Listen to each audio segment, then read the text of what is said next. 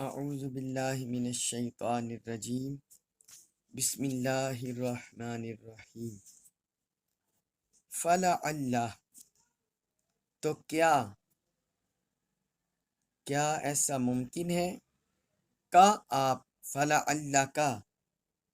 تو کیا یہ ممکن ہے کہ آپ تارکم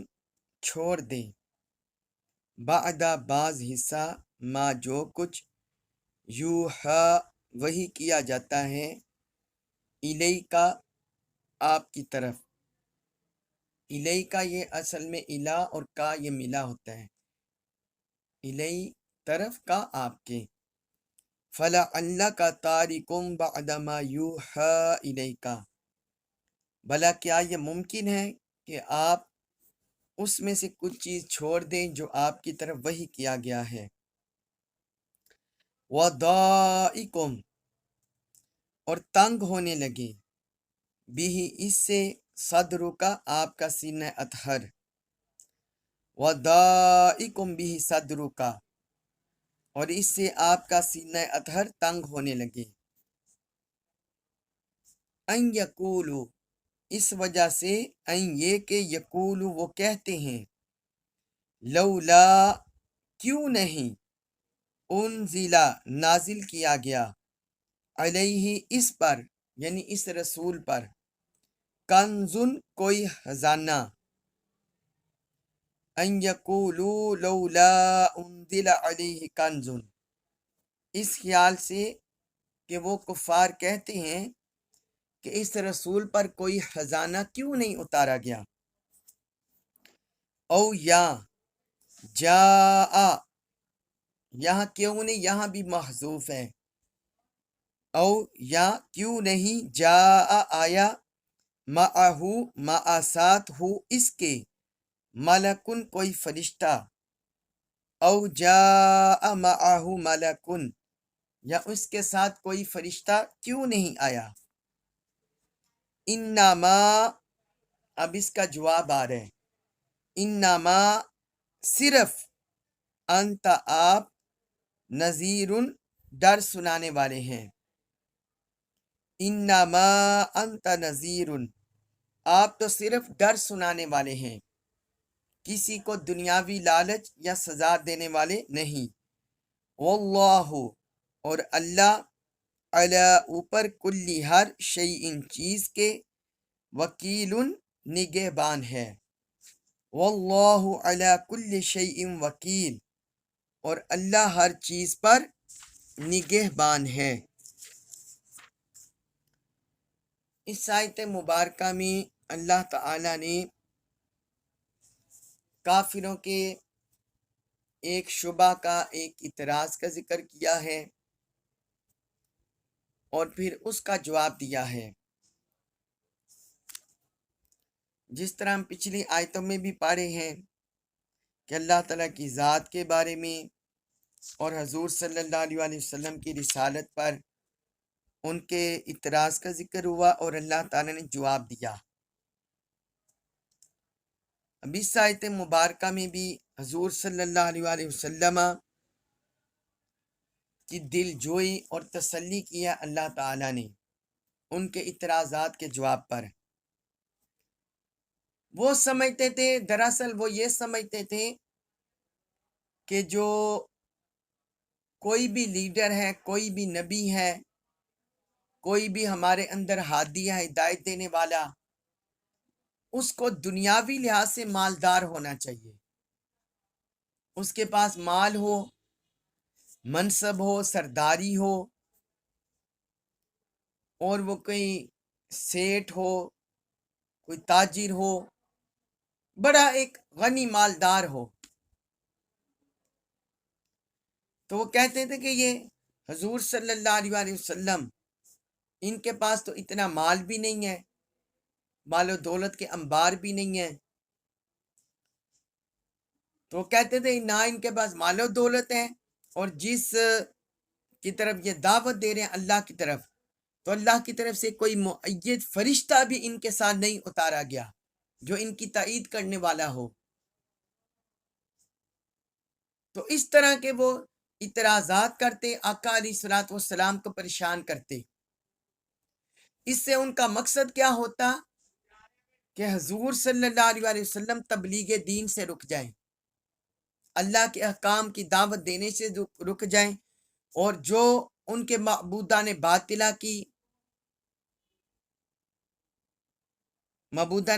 کی تردید کرتے ہیں، رد کرتے ہیں، اس سے رک جائیں۔ تو اللہ تبارک و تعالی نے اس آیت مبارکہ میں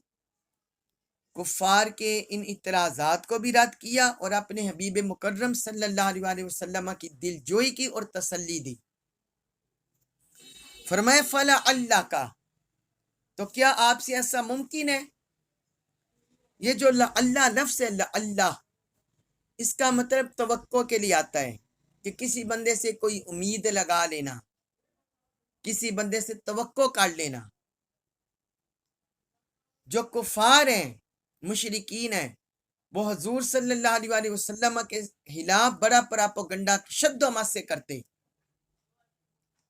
اور وہ اس سے یہ گمان رکھتے کہ معاذ اللہ حضور صلی اللہ علیہ وسلم ان کی مان جائیں گے اور اسلام کی تبلیغ چھوڑ دیں گے، یا ان کے معبودان باطلہ کی اتنی شد و مت سے رد نہیں کریں گے۔ تو اللہ کا لفظ یہ توقع کے لیے آتا ہے، مگر بعض اوقات جو یہ توقع رکھنا ہے، امید رکھنا، یہ جو بندہ گفتگو کر رہا ہو اس کے لیے بھی استعمال ہوتا ہے، جو بندے سننے والے ان کے لیے بھی استعمال ہوتا ہے، ان کی طرف بھی اشارہ ہو سکتا ہے اور کسی اور کی طرف بھی اشارہ ہو سکتا ہے۔ تو یہاں دراصل اشارہ ہے ان کفار و مشرکین کی طرف کہ کیا وہ آپ سے یہ توقع لگائے رکھے ہیں، کیا آپ سے ایسا ممکن ہے؟ ایک تو یہ معنی ہے، اور دوسرا یہاں اللہ کا معنی ہے استفہام انکاری کے طور پر کہ کیا ایسا ممکن ہے آپ سے، یعنی یہ جو توقع آپ سے رکھ رہے ہیں کہ آپ ان کے ہتھ کنڈوں سے متاثر ہو کر اللہ کے پیغام کی تبلیغ چھوڑ دیں گے، معبودان باطلہ کو رد کرنا چھوڑ دیں گے۔ تو اللہ تعالیٰ نے فرمایا کیا آپ سے ایسا ممکن ہو سکتے ہیں؟ ایسا ہرگز ممکن نہیں ہو سکتا۔ تو یہ اشارہ کیا، فرمایا فلا اللہ کا، تو کیا ایسا آپ سے ممکن ہے تارکم بعد ما یوحا الیک، کہ جو کچھ آپ کی طرف وحی کیا جا رہا ہے آپ اس میں سے کچھ حصہ چھوڑ دیں، یعنی معبودان باطلہ کو رد کرنا اس کو چھوڑ دیں، مشرکین کی کسی بات کو مان لیں۔ یہ کسی بھی نبی سے ایسا متصور نہیں ہو سکتا۔ تو جب کسی نبی سے ایسا تصور کرنا ممکن نہیں ہو سکتا تو آقا علیہ الصلوۃ والسلام سے بدرجہ اولا ایسا تصور محال ہے، ایسے تصور کا امکان ہی نہیں ہے۔ تو یوں اللہ تعالیٰ نے اپنے حبیب مکرم صلی اللہ علیہ وسلم کی طرف سے ان کفار کو، مشرکین کو جواب بھی دے دیا اور اپنے حبیب کی تسلی بھی فرما دی۔ فرمایا اے حبیب یہ آپ سے ابس توقع کر رہے ہیں، لا یعنی، تو فرمایا کیا ایسا ممکن ہے آپ سے کہ آپ بعض وہی کو چھوڑ دیں؟ اور آگے فرمایا وَضَائِكُمْ بِهِ صَدْرُكَ، اور اس سے آپ کا سینہ اتھر تنگ ہونے لگے، یعنی ان کے اعتراضات سے، ان کے ہتھ کنڈوں سے۔ تو فرمایا وہ کیا ان یقولوا لولا انزل علیہ کنز، ان کے ہتھ کنڈے اور پراپوگنڈا یہ ہے کہ وہ کہتے ہیں کہ ان پر خزانہ کیوں نہیں اتارا گیا، ان کے پاس سونے کے ڈھیر ہوں، چاندی کے ڈھیر ہوں، جواہرات کے ڈھیر ہوں، ان کے پاس کسی کوئی کمی نہ ہو، بس یہ مال و دولت سے بھرے بیٹھے ہوں۔ تو فرمایا ان کے تانوں سے آپ کا سینہ تنگ ہونے لگ جائے۔ تو اے حبیب مکرم آپ کو گھبرانے کی ضرورت نہیں، اللہ آپ کے ساتھ ہے۔ اور آگے فرمایا یہ بھی کہتے ہیں او جاء معہ ملک، کہ ان کے ساتھ کوئی فرشتہ کیوں نہیں آیا جو ان کے ساتھ زمین میں چلتا پھرتا انسانی شکل میں، تو ان کے ساتھ فرشتہ کیوں نہیں اترا؟ تو آگے ان کا جواب اللہ تعالی نے مزید دیا، فرمایا انما انت نذیر، اے حبیب آپ کو ان کے طعنوں سے، ان کے پراپگنڈا سے گھبرانے کی ضرورت نہیں، انما انت نذیر، آپ کا منصب صرف یہ ہے کہ آپ ان باطل پرستوں کو، منکروں کو، راہ حق سے بھٹکنے والوں کو آپ صرف ڈر سنانے والے ہیں، اللہ کے غضب سے، اس کی پکڑ سے، جہنم سے، اس کی گرفت سے۔ آپ کا منصب یہ ہے کہ آپ انہیں ڈراتے ہیں، آپ ڈر سنانے والے ہیں۔ اور اس میں یہ بھی پیغام دے دیا کہ آپ کو کسی دنیا کی لالچ یا کسی کی پکڑ کرنے والے نہیں ہیں کہ یہ جو تانے دے رہے ہیں تو آپ کسی دنیاوی لالچ میں مبتلا ہو جائیں۔ اے حبیب مکرم آپ اس سے پاک ہیں، نہ کسی دنیاوی لالچ میں آنے والے ہیں، اور اگر کوئی بندہ آپ کی نہیں مانتا تو آپ پھر اس پر جبر کرنے والے بھی نہیں ہیں۔ آپ کا منصب صرف یہ ہے کہ آپ انہیں رب سے ڈراتے جائیں، انکار حق کے نتیجہ سے ڈراتے جائیں کہ کون سی سزا یہ بھگتیں گے۔ آگے فرمایا واللہ علی کل شیء وکیل، اور اللہ ہر چیز پر نگہبان ہے، وہ دیکھ رہا ہے جو بندہ، جو انسان جو عمل کر رہے اور جو جیسا رویہ آپ کے ساتھ رکھ رہے، اللہ اور اللہ کے رسول کے ساتھ رکھ رہے، فرمایا اللہ تعالیٰ نگہبان ہے، ہر چیز کو دیکھ رہے۔ اس کے بعد ہے سورہ ہود آیت نمبر 13، اس میں ارشاد فرمایا کیا یقولون، وہ کہتے ہیں یعنی کفار، افطرا گر لیا ہے اسے، یعنی اس پیغمبر نے اس قرآن کو گر لیا ہے اپنے پاس سے بنا لیا ہے۔ کفار کے اس طعنے کا بھی ذکر کر دیا۔ قل، آپ فرما دیں، فَأْتُو، تم لے آؤ، بعشری 10 سوارین صورتیں، مثلی ہی اس جیسی، مفتریاتن گڑی ہوئی، قل فَأْتُو بعشری سوارین مثلی ہی مفتریاتن، فرما دیجئے تم بھی اس جیسی گڑی ہوئی 10 صورتیں لے آؤ، وَدْعُو، اور تم بلا لو، من استطعتم، جسے تم بلا سکتے ہو، من دون اللہ، اللہ کے سوا، وَدْعُو من استطعتم من دون اللہ، اور اللہ کے سوا اپنی مدد کے لیے جسے بھی چاہتے ہو بلا سکتے ہو، بلا لو، اگر تم ہو صادقین، سچے، تم صادقین، اگر تم سچے ہو،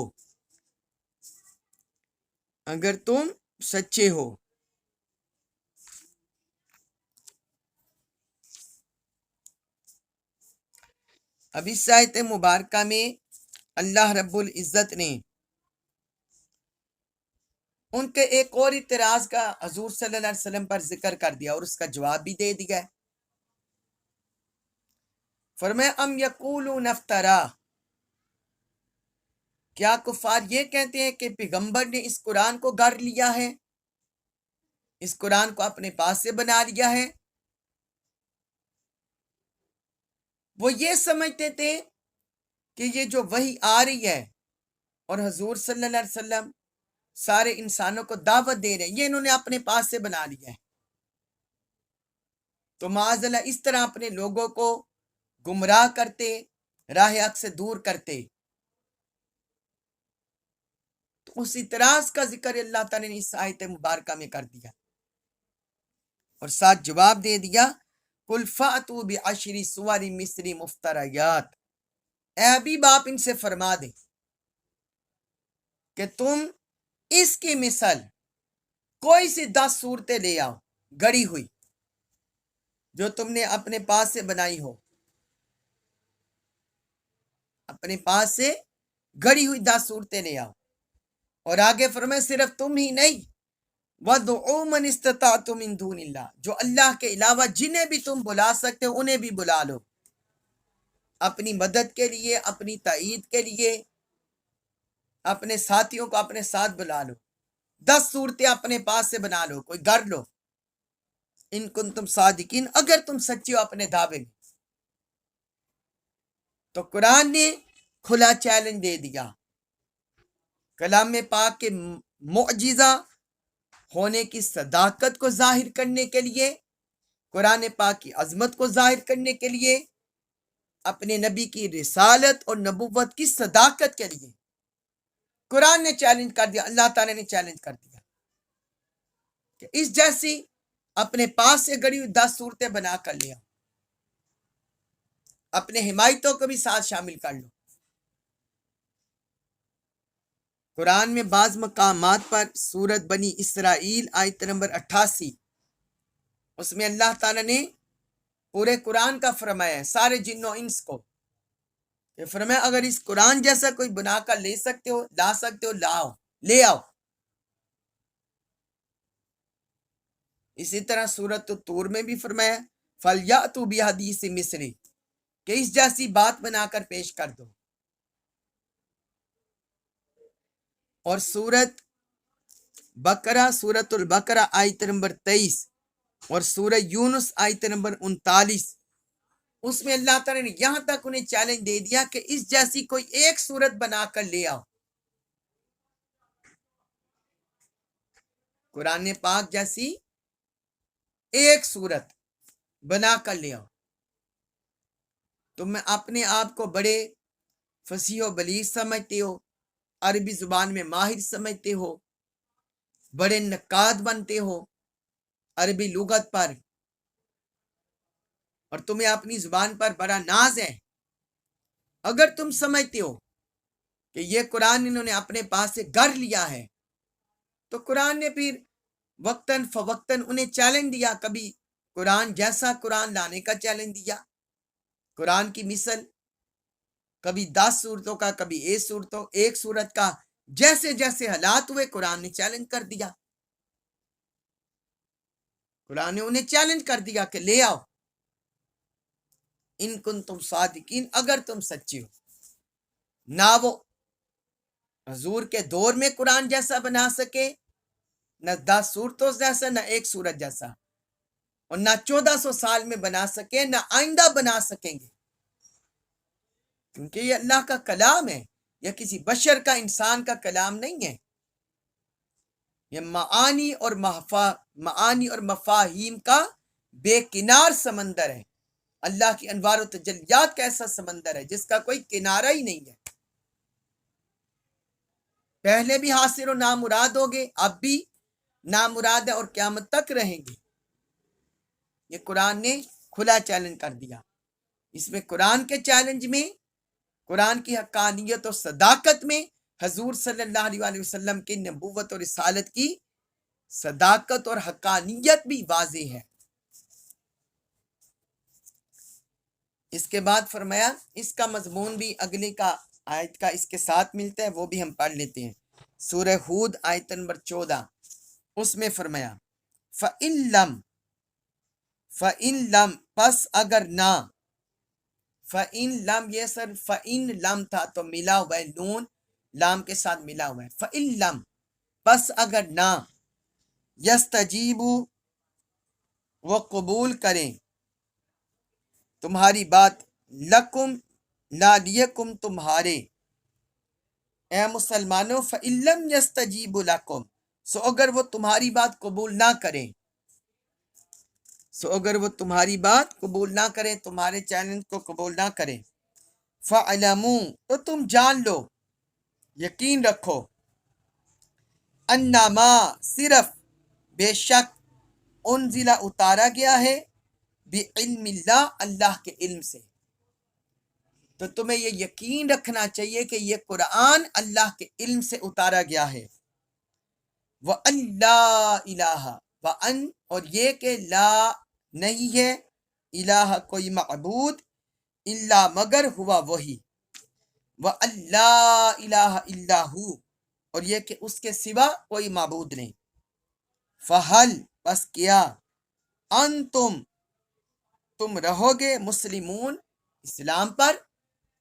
فہل انتم مسلمون تو کیا تم اسلام پر ثابت قدم رہو گے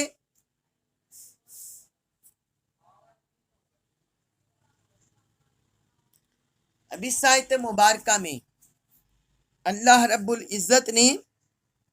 ان کی کلی کھول دی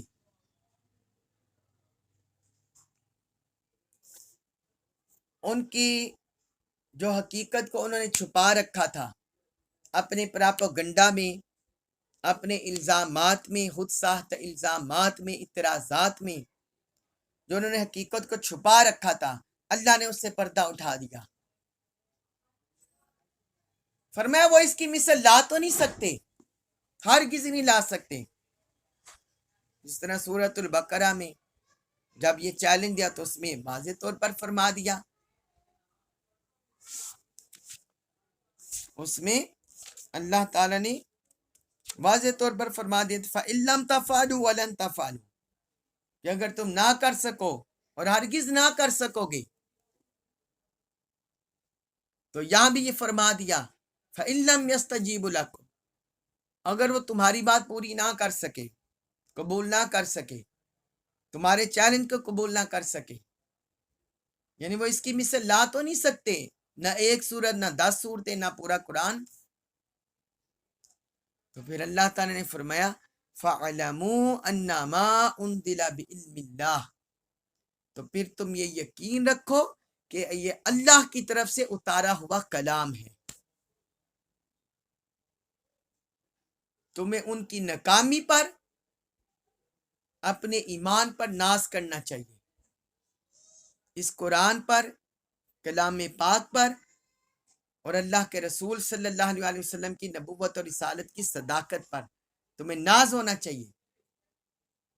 اور تمہیں حق الیقین حاصل ہو جانا چاہیے کہ یہ یقیناً اللہ کی طرف سے اتارا ہوا کلام ہے پھر کسی قسم کا شک و شبہ باقی نہیں رہنا چاہیے اور وہ کون اللہ ہے آگے فرمایا وَأَلَّا إِلَٰهَ إِلَّا هُوَ وہ اللہ جس کے سوا کوئی معبود نہیں صرف وہی معبود برحق ہے اسی کے پاس یہ قدرت ہے اختیار ہے طاقت ہے کہ اس نے قرآن جیسے کلام کو اتار دیا تو یہ اللہ معبود برحق کے واحد ہونے کی بھی دلیل ہے قرآن کی حقانیت میں اللہ وحدہ لا شریک کی بھی دلیل ہے آگے فرمایا فَهَلْ أَنْتُمْ مُسْلِمُونَ